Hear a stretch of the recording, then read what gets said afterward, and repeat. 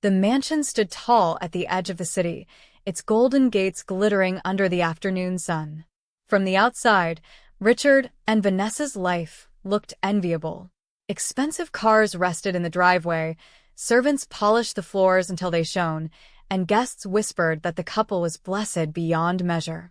But behind those tall gates, peace was a stranger.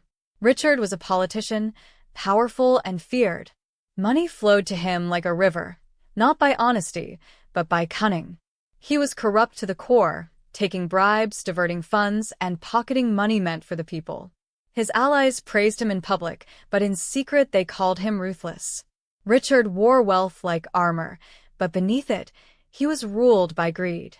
That afternoon, he left the governor's office with a heavy brown envelope tucked under his arm. Inside were millions approved for community projects. None of it would reach the poor. As his driver opened the car door, Richard leaned back in his leather seat, smiling to himself. He already knew where the money would go, and it had nothing to do with schools or boreholes. His lips curled in satisfaction. He was living above consequence, at least for now. Instead of going home, Richard went to a luxury hotel on the other side of the city. A tall glass of whiskey waited for him, and so did Anita, one of his many mistresses. She wore a silk gown that clung to her curves, her perfume filling the air as she welcomed him with a kiss. "To your success," she said, raising her glass. Richard chuckled, his gold wristwatch glinting under the chandelier as he clinked her glass. "Success indeed. Abuja is waiting for me tomorrow. 3 days of comfort, no stress, and no nagging wife." They both laughed, and the night melted into pleasure. Hours passed in whispers and laughter until Richard's phone buzzed repeatedly. Vanessa's name flashed across the screen, but he ignored it. He tossed the phone aside. Anita smiled and whispered, "Forget her. You are mine tonight." Richard obeyed, sinking deeper into his double life. Meanwhile, back at the mansion, Vanessa lay awake in their massive bed, the silk sheets cold against her skin. She dialed his number again and again, but he refused to answer. Her chest tightened. She knew where he was. She had always known. Yet each night he abandoned her cut deeper than the last. Vanessa turned on her side, hugging a pillow as memories of their early years haunted her. She remembered when Richard held her hand proudly, when he told her she was his queen, when their laughter filled the house. Now laughter had turned to silence, and promises had turned to lies. The chandelier above her threw long shadows across the walls as she stared at the empty space beside her. "Why am I still here?" she whispered into the darkness. Downstairs, the servants moved quietly, locking doors and tidying the hall. They avoided her eyes whenever she passed, for they too knew Richard was gone. The mansion was beautiful, but beauty could not hide her loneliness. She stood by the window, arms wrapped tightly around herself, fighting the sting of tears. By the third unanswered call, she gave up. Her husband had chosen another woman while she slept alone. The mattress beneath her felt too wide, too empty. She curled to one side, staring at the ceiling, her heart hollow. The grand house felt like a prison, and she was its silent captive. Though married, she and Richard were already worlds apart, two strangers bound only by name and walls of gold. Far across town, the refuge dump stretched wide under the blazing sun. Piles of broken chairs, rusty cans, and torn clothes filled the air with stench. Flies buzzed in clouds as scavengers picked through scraps. Among them was David, his faded shirt soaked with sweat, trousers torn at the knees, and a sack slung across his shoulder. His face was lined with exhaustion, his hands blackened with dirt. He bent to pick a crushed bottle, dropped it into his sack, and straightened, staring at the endless waste. For a moment, the noise around him faded. He remembered the man he used to be. Once, he had crisp shirts and polished shoes. He had been a banker with a bright future, respected by customers and colleagues alike. He had promised his wife, Grace, that one day they would buy land, build a home, and fill it with children's laughter. But one morning changed it all. The manager called him in with pity in his eyes. "David, you have been loyal, but the bank is cutting staff. Today is your last day." The word struck like a hammer. He packed his belongings in a small carton and walked out into the hot city, defeated. Grace had cried when he told her, but she wiped her tears quickly, held his hand, and whispered, "We will be fine. God will help us." David wanted to believe her, but the world was merciless. He tried job after job, but none came. Then came the fire. A neighbor's stove exploded, and the inferno spread like a wild beast. He tried to save their certificates, their little savings, but the smoke was too much. Grace pulled him by the arm, coughing, "Leave it, David, or we will die." They escaped with nothing but the clothes on their backs. Their small apartment became ashes. Years of sweat vanished in one night. Afterward, they moved into an uncompleted building. Bare walls, no doors, no windows. Every night, Grace spread a wrapper on the cold cement floor, and they lay side by side staring at the ceiling. Sometimes rats scurried past. Sometimes rain leaked through. Yet she always whispered, "David, don't give up. Tomorrow will be better." Her faith was his only strength. And so, each day, he dragged his sack to the dump, scavenging for survival. He hated it, but hunger did not wait for sorrow. Still, deep down, he whispered, "One day we will rise again." That afternoon, Richard returned home after 3 nights away. Vanessa was waiting in the living room, her arms crossed, her eyes blazing with fury. "3 nights again, Richard," she snapped. "You disappear whenever you please and stroll back here smelling of another woman's perfume. Do you take me for a fool?" Richard loosened his tie, his shirt wrinkled, his breath heavy with alcohol. "I told you, Vanessa. I had meetings. You will not question me like a child." Vanessa scoffed, her voice sharp. "Meetings? You mean another woman's bed? Do you think money blinds me? Do you think this mansion hides your filth?" The servants froze, eyes lowered, afraid to move. Richard's jaw tightened. His voice dropped to a growl. "Enough, woman. I provide for you. I built this house. I put food in your mouth, yet you nag like a market woman." Vanessa stepped closer, trembling with rage. "Food? Cars? Clothes? What use are they when you shame me in public?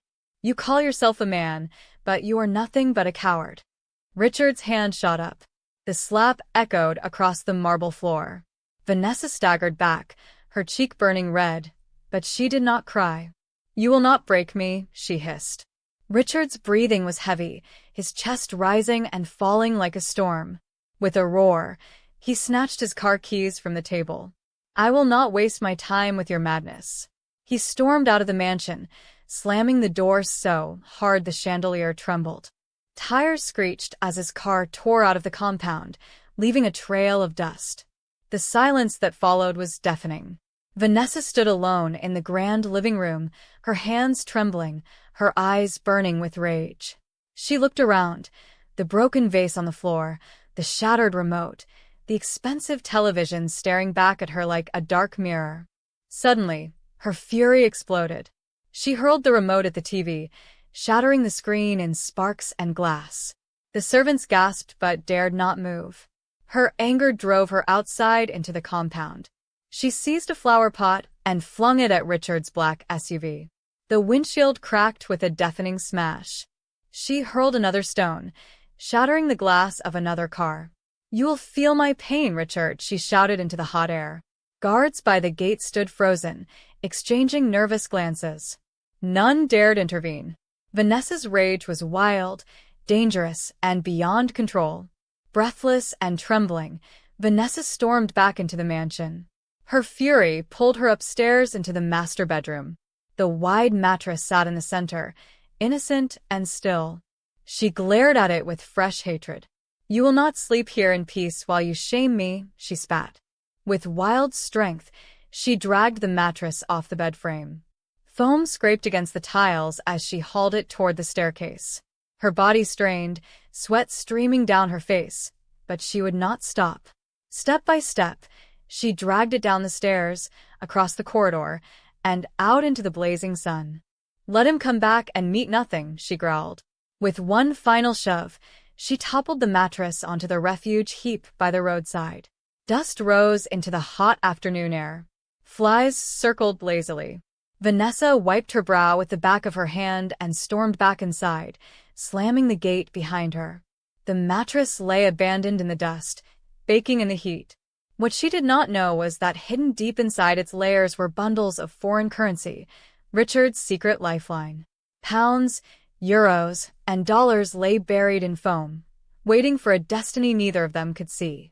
The next day, under the same scorching sun, David dragged his sack of scraps along the roadside. His shirt clung to his back with sweat. He bent to pick rusted cans and plastic bottles. Then he saw it, a mattress lying awkwardly by the refuge heap. David stopped, blinking against the sunlight. His heart quickened. He dropped his sack and walked closer. The surface was dusty, but still firm. He pressed his hand against it, his lips parting in awe. "A mattress," he whispered. For weeks, he and Grace had slept on bare cement in the uncompleted building. His wife's back ached each morning. His own body felt broken each dawn.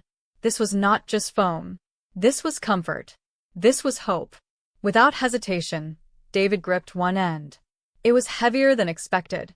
Sweat rolled down his forehead as he strained. "Even if it crushes me, I will carry it," he muttered through clenched teeth. Step by step, under the stares of traders and passers-by, he dragged the mattress away from the trash heap. Some laughed, some shook their heads, but he ignored them all. By the time he reached the uncompleted building, his arms burned, but his spirit soared. "Grace," David called softly as he dragged the mattress into their corner of the building. Grace turned, her eyes widening in shock. "A mattress? David, where did you find it?" He smiled proudly. "Beside the trash. We will no longer sleep on the floor." Grace touched the surface gently, her eyes brimming with relief. She smiled faintly. "This is truly a blessing." For the first time in months, hope flickered between them. That night, they lay side by side on the mattress, sighing with comfort. Neither of them knew that deep inside this foam lay a fortune beyond imagination. For David and Grace, the mattress was a gift. For Richard, it was ruin. And for fate, it was only the beginning of a storm that would change everything. Meanwhile, the mansion was tense. Richard sat in his car outside, cigarette trembling between his fingers. His mind raced back to the mattress. He had stuffed it carefully with bundles of cash, money no one knew about, not even Vanessa. If anything happened politically, that was his lifeline. He whispered, "No, she wouldn't dare." But unease grew in his chest. When he finally entered the mansion, Vanessa was waiting, arms crossed, her eyes cold. "3 days again," she snapped. "Do you think I am your slave?" Richard ignored her and rushed upstairs.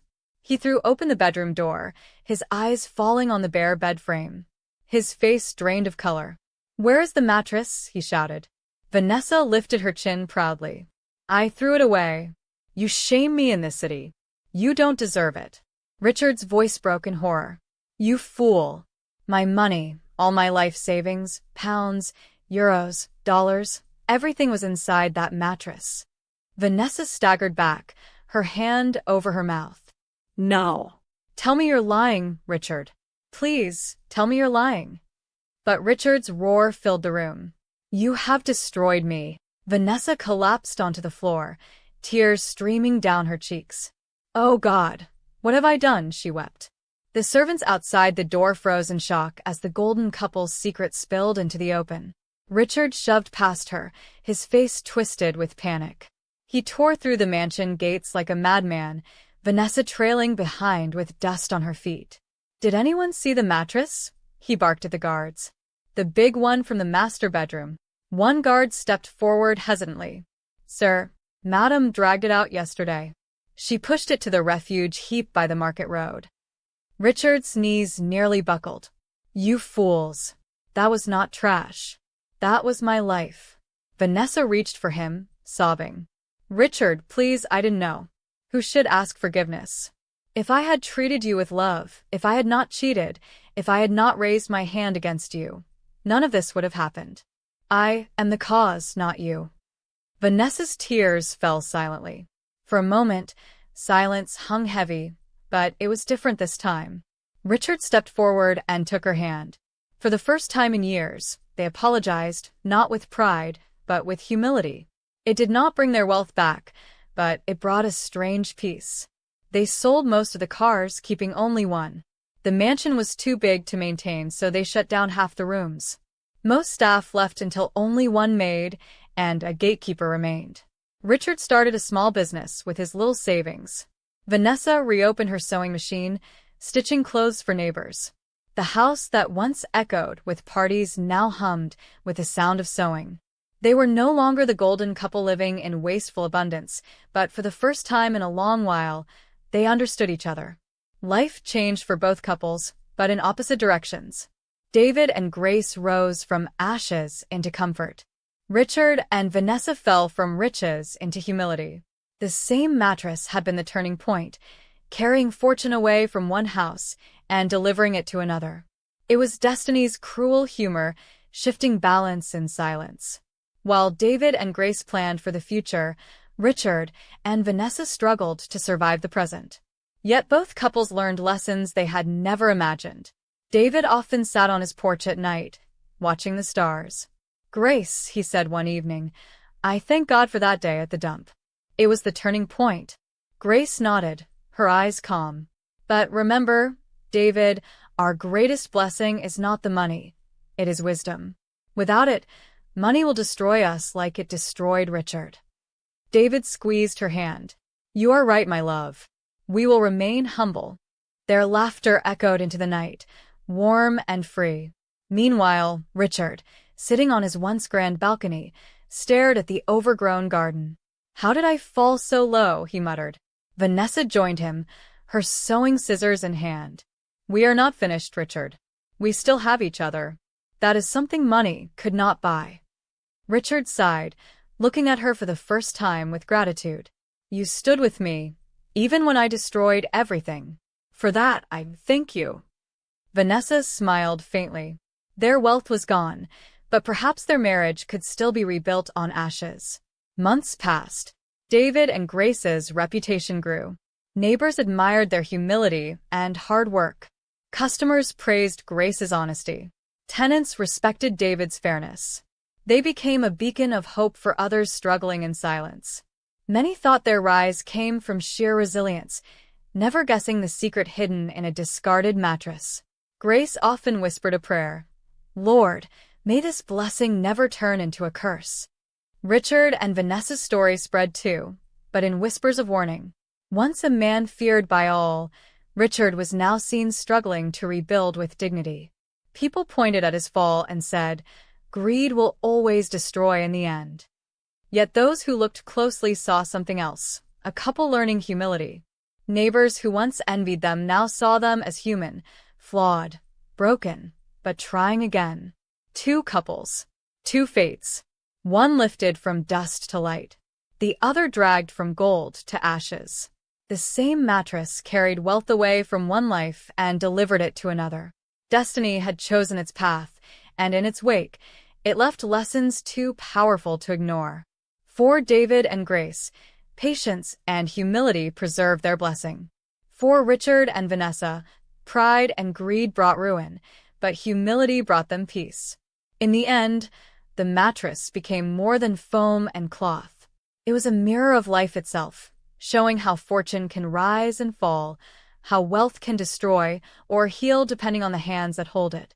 David and Grace built a legacy from it, living humbly and wisely.